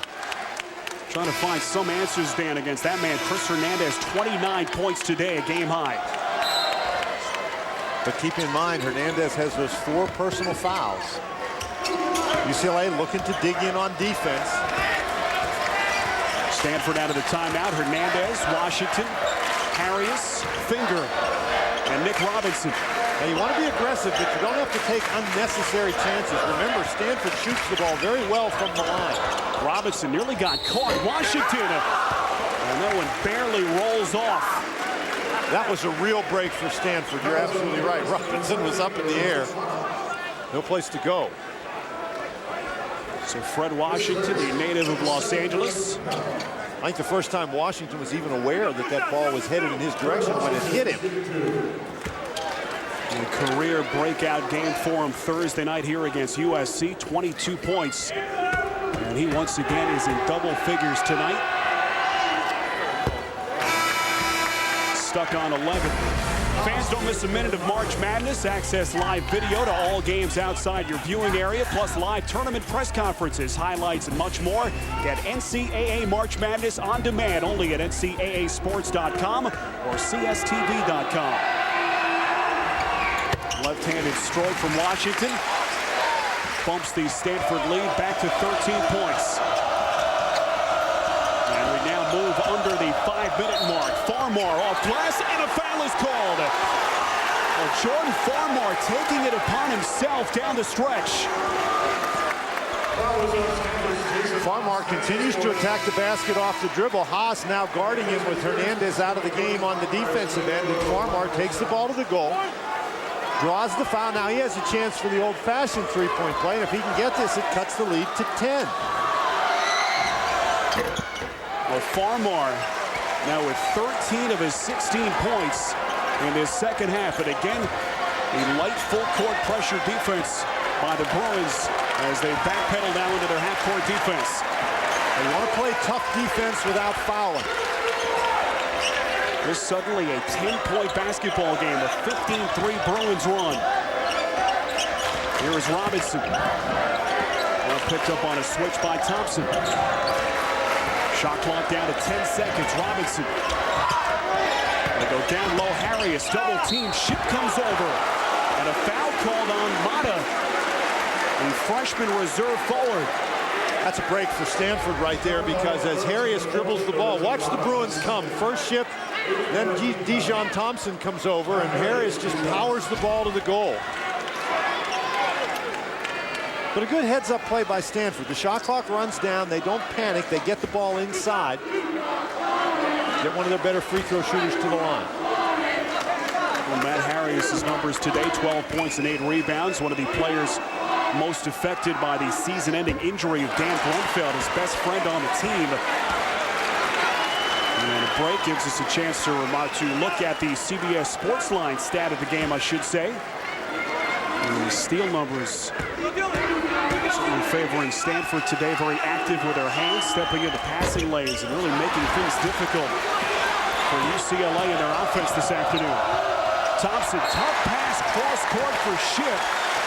And a critical Bruins turnover. When Jordan Farmar is telling Dijon Thompson, let me have the ball. I'm the point guard. Let me have the ball. A golden opportunity for the Bruins right there as Harris misses 2 free throws, but they throw it away. And Stanford now just 13 of 19 at the free throw line. Here is Hernandez.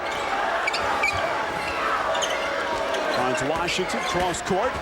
Washington dribbled it off his foot that time. Thompson. Here is Farmar, a pull-up 3. And Washington, the rebound, he's run into by Brian Morrison.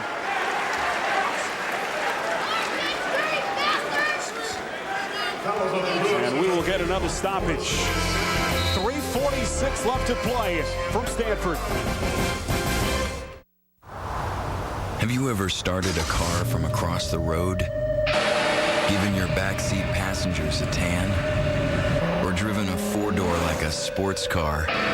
The first ever Pontiac G6. New models are arriving daily.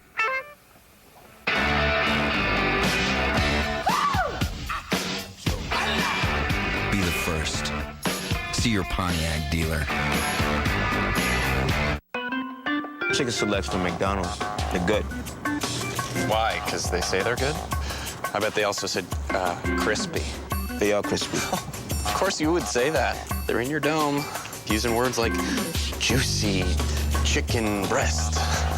Yeah, they are juicy, and it comes with a Chipotle barbecue sauce. A zippy dipping sauce. Yeah, like we wouldn't have seen that coming. Why do you do this, man? You know, why did they do this? Hey, Angie, you going to the post office? Hey, Ted, you going to the post office? Do I know you? Anyone go to the post office?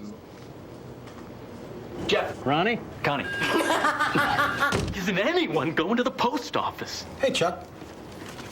Can't go to the post office? Go to USPS.com. From buying stamps to shipping packages, almost anything you do at the post office, you can do at USPS.com. It's how the U.S. Postal Service is working for you. Hey, Steve. Lunch? Excuse me, do you believe your brokerage firm's advice is objective? Sure. Their objective is to sell me something. Well, he only calls me when he's got something to sell. I made it my objective to do my own investing. So I switched to TD Waterhouse. Best move I ever made.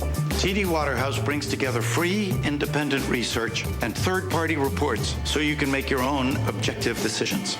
You can do this. Switch today to TD Waterhouse, the alternative to higher-priced brokers. Stanford maintaining its 10-point lead, 3:46 left to play in regulation. A reminder tonight on 60 Minutes, you never know what comedian Chris Rock is going to say. Tune in to 60 Minutes to see and hear for yourself tonight on 60 Minutes.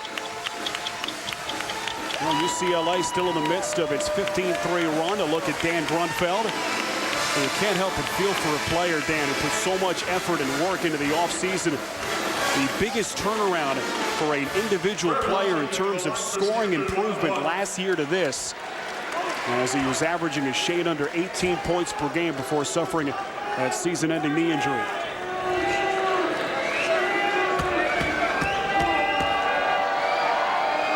Fred Washington at the free throw line, too strong with it. Ball knocked out, and Morrison comes away with it. Stanford has missed 3 consecutive free throws. This is the 3rd trip down the court where UCLA, 3rd trip in succession where they've had a chance to cut the lead under 10. There's Farmar. Finger got a hand on it. So 3 straight possessions where UCLA has had the opportunity to score after a Stanford miss, and they have not taken advantage of it. And interesting that Farmar continues to be the man who's shooting for the most part. Hernandez.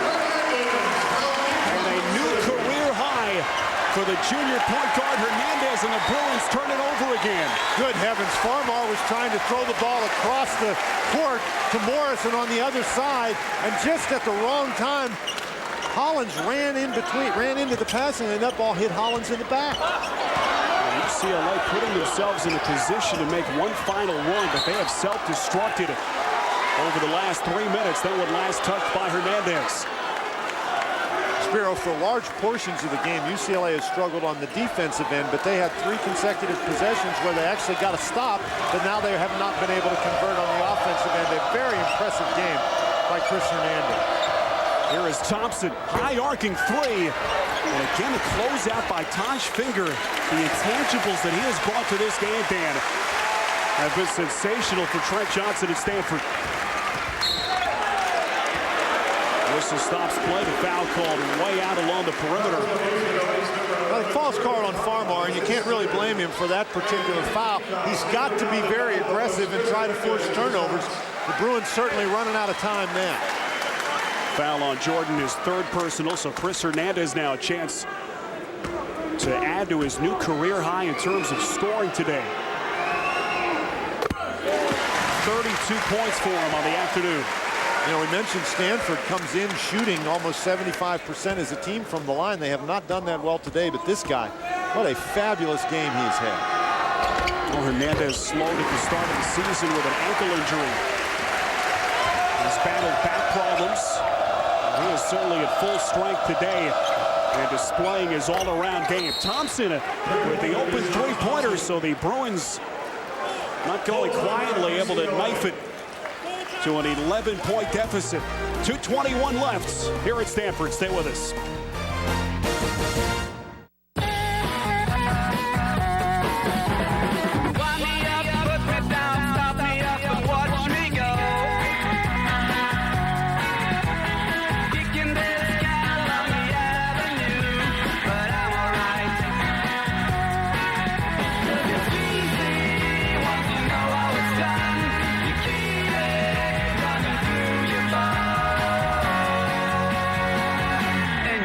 It out. 2.1 seconds left. He throws it down the lane there. He grabs it this time. Fakes left. Shots up.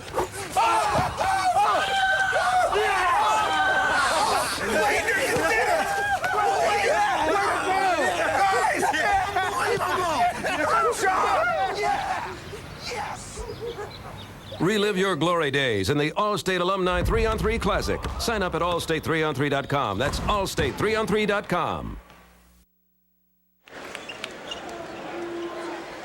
We welcome you back to Stanford. Our game reset at the 2:21 mark of this second half. 0 timeouts now, Dan, left for UCLA. And again, a young basketball team with all the freshmen. We'll see if they could maintain their poise down the stretch. And where did they go now? Farmer has had the hot hand, and of course, Dijon Thompson a moment ago on the three-pointer. Well, I think Dijon Thompson is a guy that you're going to want to get the ball to, particularly from beyond three-point range. He has shown when he's been in rhythm, when he's been able to catch the ball and be in rhythm today, that he has a pretty good shot, although UCLA has not shot the ball well from three-point range throughout the afternoon. You're right, just 1 of 9 from deep for the Bruins in this second half. Again, Hernandez trying to run that clock. Well, you need to get more pressure right now. You cannot allow Stanford to run a lot of time off the clock. Thompson not wanting to extend himself. Here is Robinson. 7 to shoot. Hernandez against Farmar. They run a second defender at him. Hernandez, the tip-in by Taj Finger.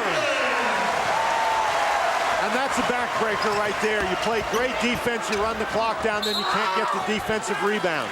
Last touch by Finger, out of bounds. Oh, what a ball game today for Taj Finger, the freshman out of Mount Kisco, New York.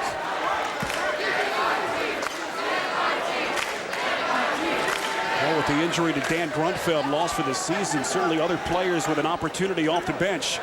And those shooting statistics for Finger don't begin to tell his contribution. It's been on the defensive end, mainly against Dijon Thompson. Thompson, the offensive rebound, gives to Hollins. Wow. He shuffled his feet, you're right. Another Bruins turnover. That is their 18th on the afternoon. As the frustration continues for Ben Howland. Very frustrating afternoon for Ben Howland. His team played very, very well against Cal on Thursday night, but coming in here, they just were off a little bit from the time the game started. Stanford, in comparison, has taken care of the basketball. As Lorenzo Mata will check back in, the freshman for UCLA. UCLA was able to recall, let's go back to the start of this game where UCLA was able to play at a pace comfortable to what they wanted to do, getting the ball inside, drawing fouls, but then Chris Hernandez took the game over. And Stanford has not looked back. Again, also a good balance to their offense in that first half. We know Michael Fay started out so well, then of course tailed off after getting into some early foul difficulties, and Fay has been buried on that Bruins bench ever since, it seems like. Well, he's had a tough time catching the ball inside. He missed a couple of shots, and then he had a couple of turnovers where he just didn't catch it in there. There is Ship. Now to Farmar. Attacking inside, and again Finger holding his ground defensively. And a reaching call on Mata. And Lorenzo hearing it from the crowd. It's his third personal. Trent Johnson. Boy, he's excited, isn't he? You will never get a smile out of Trent Johnson.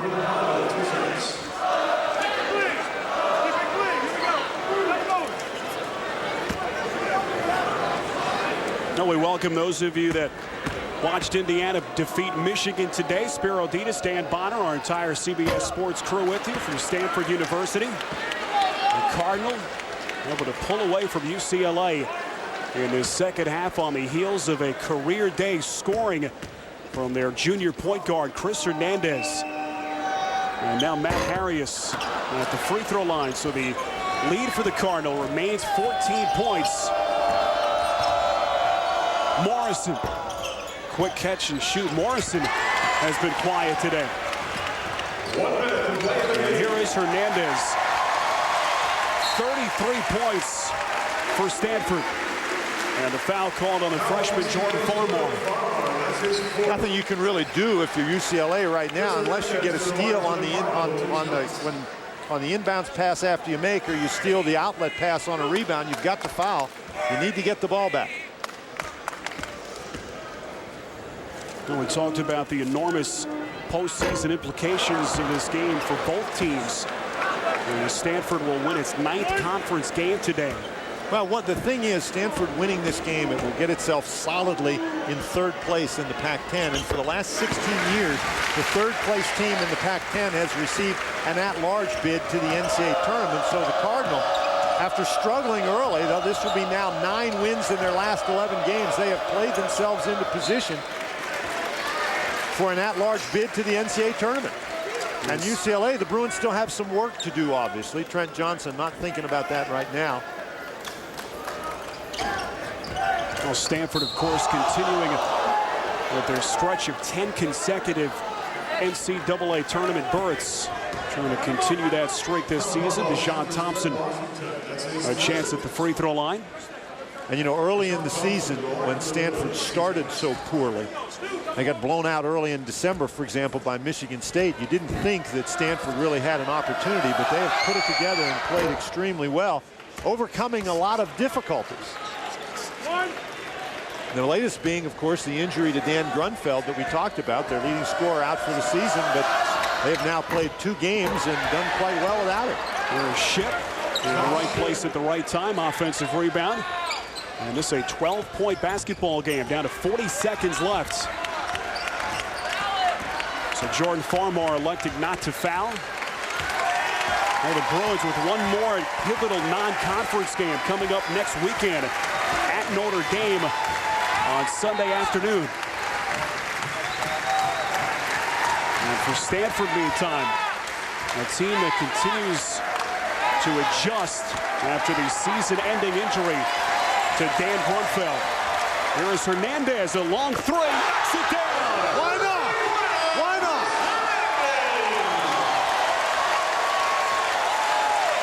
A career-high 37 for Chris Hernandez.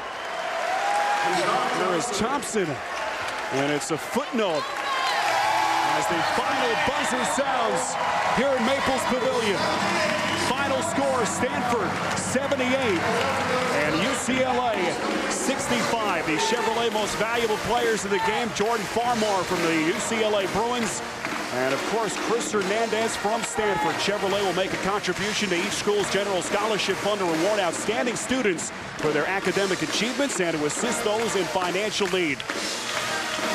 Coming up next, it's the road to the Final Four.